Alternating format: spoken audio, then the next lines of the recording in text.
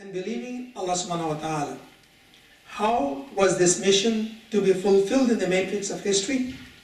Without the physical presence of the Prophet. Sallallahu alayhi wa sallam.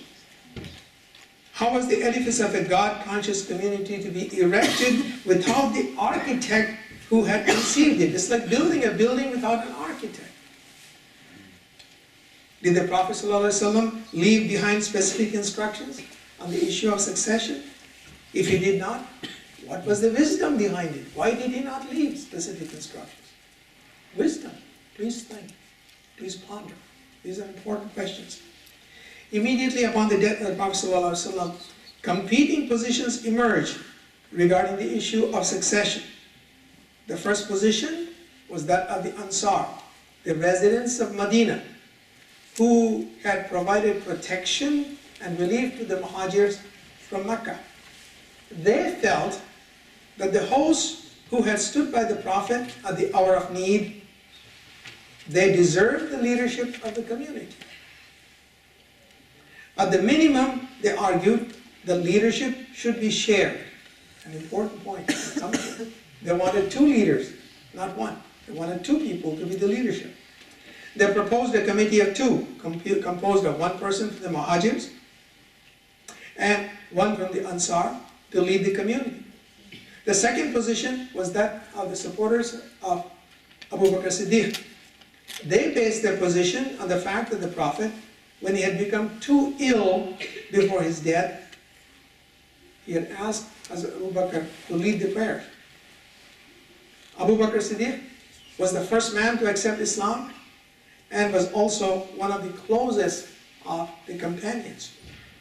The authentic ahadith confirmed the highest affection and esteem that the Prophet had for Abu Bakr Siddiq. The third position was that of the supporters of Ali ibn Abu Talib radiallahu anhu. Ali radiallahu anhu was a cousin of the Prophet and was married to Sayyidah Fatimah al-Zahra radiallahu anha, beloved daughter of the Prophet. He was the first youth to embrace Islam, and the Prophet had referred to him as his heir and his brother. The Islamic community reconciled the first two positions in the first hours after the death of the Prophet ﷺ, but differences of opinion remained on the third issue. These differences led, in later years, to the Shia-Sunni split, which runs like a great earthquake fault through Islamic history. Its recurrent, divisive, and destructive power shows itself at critical moments such as the massacre at Karbala in the year 680 CE, the Battle of Shaldiran between the Turks and the Persians at 1517 CE, and the most recent Iran-Iraq war in our own times, 1979 to 1987. What was the wisdom of the Prophet ﷺ to leave the issue of succession to the collective judgment of the community? A universal religion must have validity for all peoples and at all times. It must have relevance to the most sophisticated person in New York as to the bushman in a jungle. The wisdom of the Prophet lies in the fact that whereas the principles of Islam are spelled out in their complete form in the Quran and are exemplified in the Sunnah of the Prophet ﷺ, their implementation at specific times, as it is today in America. How are we to relate to a civil society wherein we have a constitution that we owe our allegiance to, and in specific locations is left to the historical process, and you and I are a part of the process. In other words, Islam is what they call an existential religion. Big word. We'll come back to it. Its realization and fulfillment is a process that is eternal and incumbent upon each generation of believers.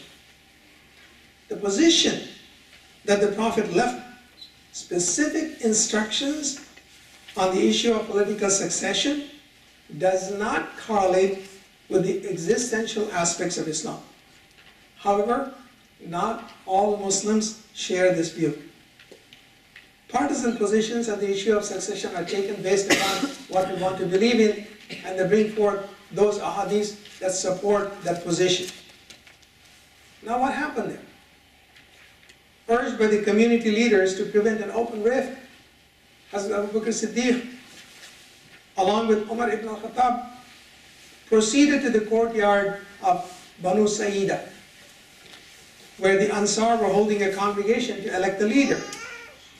One of the Ansar put his position thus, and he said, "We are the Ansar, the helpers of Allah, and the army of Islam. You, the Muhajirun, are only a brigade in the army. Nonetheless, some amongst you have gone to the extreme of seeking to deprive us of our natural leadership and to deny us our rights." That was the speech amongst the Ansars. Abu Bakr radiallahu anhu spoke to the Ansar thus. He said, "O men of Ansar, we the Muhajirun were the first to accept Islam. We enjoy the noblest lineage and descent. We are the most reputable and the best esteemed, as well as the most numerous in Arabia. Furthermore, we are the closest blood relatives of the Prophet ﷺ. The Quran itself has given us preference, for it is Allah, may He be exalted in praise, who said, first and foremost were the Al-Muhajirun, then the Al-Ansar, and then those who followed these two groups in virtue and righteousness." Virtue and righteousness. Then taking the hands of Umar ibn Khattab and Abu Ubaidah, who were seated on either side of him, Abu Bakr Siddiq said, "Either one of these two men is acceptable to us as leader of the Muslim community. Choose whomsoever you please." At this time, Umar ibn al-Khattab raised the hand of Abu Bakr Siddiq and said, "O Abu Bakr, did not the Prophet command you to lead the Muslims in prayer? You therefore are his successor. In electing you, we are electing the best of all whom the Prophet loved and trusted." The Ansar and the Muhajirun then stepped forward and took the bay'ah to Abu Bakr Siddiq. Thus it was that the nascent Islamic community resolved the issue of succession and embarked on constructing the edifice of their history. The process did not quite satisfy those who supported Ali ibn Abi Talib for the leadership of the community. This group included the noted Sahaba Talha and Zubair. Ali radiallahu anhu, representing the family of the Prophet, was busy with the funeral preparations of the Prophet. Talha and Zubair were not in the preliminary discussions.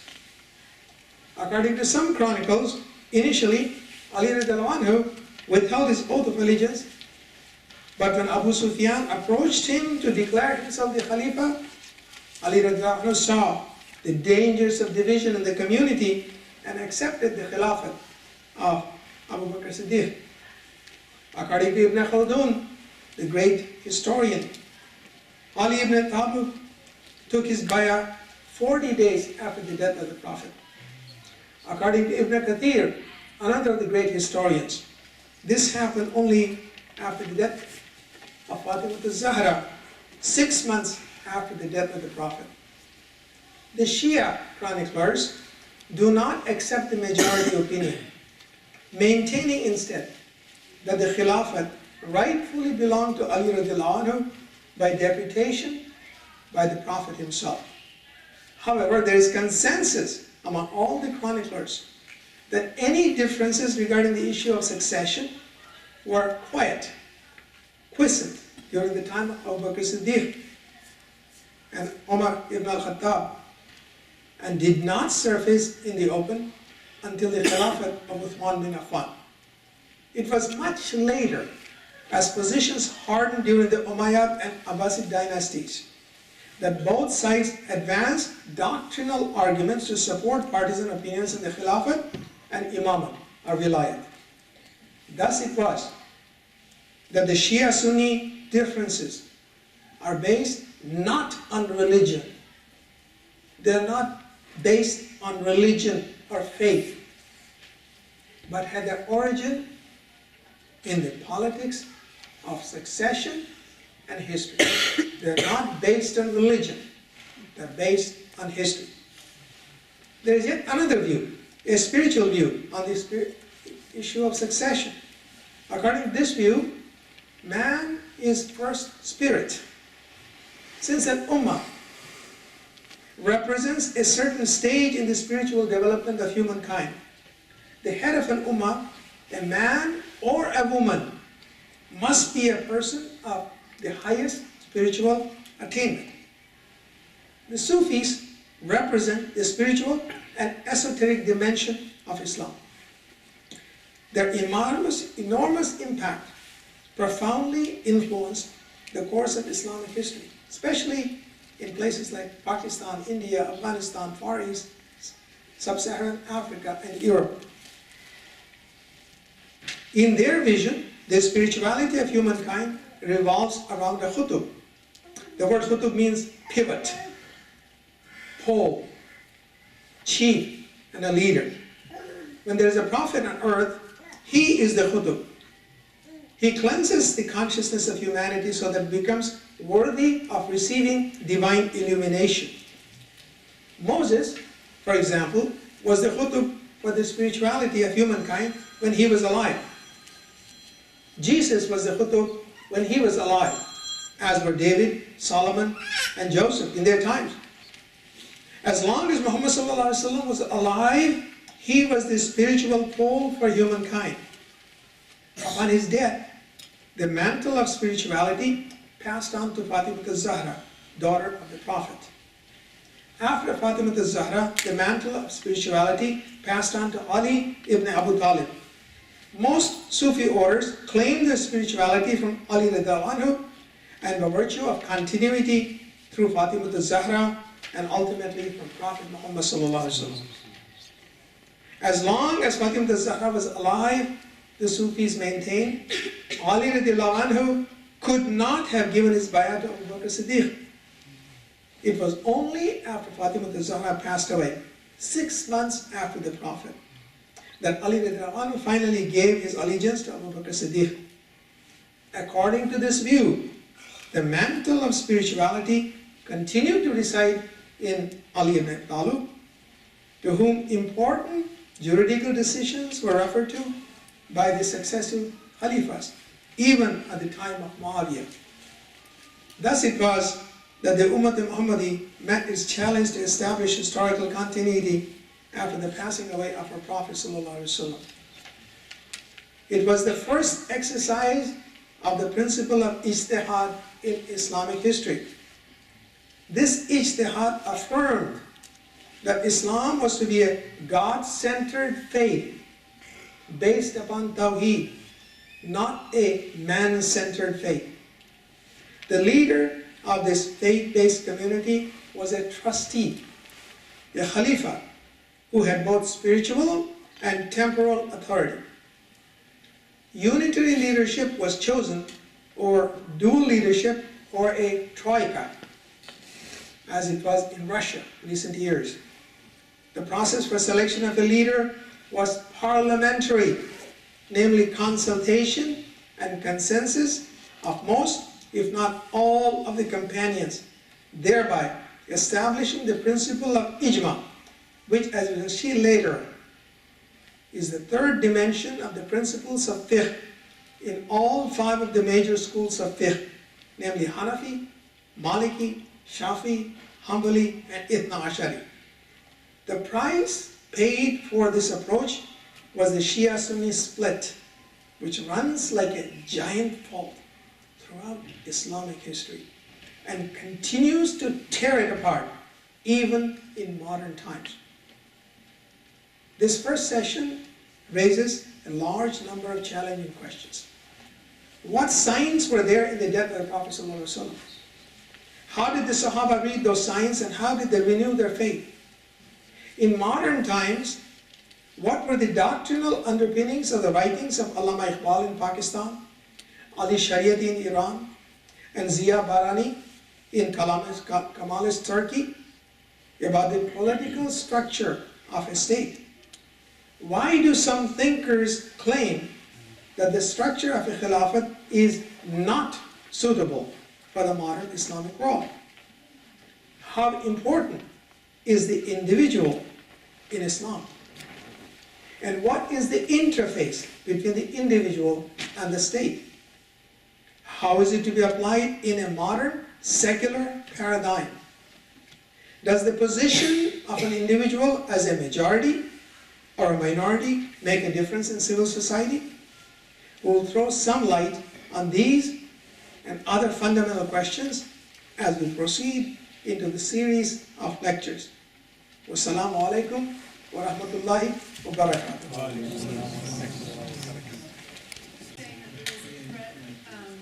The mental spirituality going from the Prophet to Fatima to Sayyidina Ali. Where was Sayyidina Fatima when this thing with Sayyidina Abu Bakr happened? Like, did she have a say? Wouldn't they go to her first to maybe get her No, opinion? the family of the Prophet ﷺ was busy in the funeral preparations. They were not involved in the initial discussions. And the narration of what happened to Fatima al-Zahra the first 6 months, that itself is a narration, and different chronicles have different narrations associated with it. Some of them are very incisive, some of them are quite tragic. So inshallah we'll cover that. The answer to your question is, the family of the Prophet was busy with the funeral preparations, and they were not involved with the initial discussions of succession. Did they know what they were discussing, what the definition of the caliphate was, or did they think the Ansar maybe thought that it was just who was going to be the governor now that that leadership had passed? The word khilafah appears in the Quran. It's a very deep word. It's not what we understand today. There are all kinds of things. People say, oh, no, that's not khilafah. Khilafah means a representative. See, human can, you are a khalifa, and every child is a khalifa. Right. But representative of Medina or representative of, the world? You're a khalifa of what Allah subhanahu wa ta'ala has given you. Meaning you're a trustee. The meaning of khalifa is a trustee. You're a trustee of the spirit that Allah has infused into you. Just as I'm a trustee of the spirit that Allah subhanahu wa ta'ala has infused into me. When they were discussing it, they had no course, no alternatives, no formula to chart their course. And what we are learning here is how did they, in the absence of the Prophet, solve that problem? And that became the ijma, or the collective opinion of the Sahaba, which guided the successive generations. That's what we are learning. Did they know? I'm sure they did. They were giants. They were giants. And Umar radiallahu anhu, one of the greatest human beings who ever lived. Stands which people took immediately after the death of our noble Prophet ﷺ. The fourth thing that is mentioned by Hazleton and also is espoused is this, that the Prophet ﷺ deliberately did not nominate anyone because he trusted the collective wisdom of his ummah. And that's a hint towards what the system we follow these days. That the people collectively will not go wrong. And he did it because he trusted the collective wisdom of people. Yes, good point, valid point.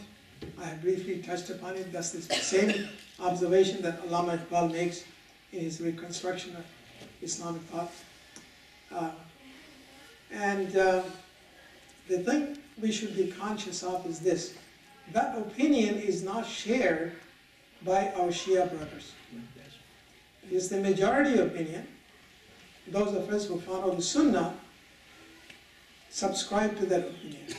We must be conscious of the fact that our brothers who are Shia do not subscribe to it. In their opinion, It is the ijma of those who are endowed with inner knowledge, the imams, not the ijma of the community.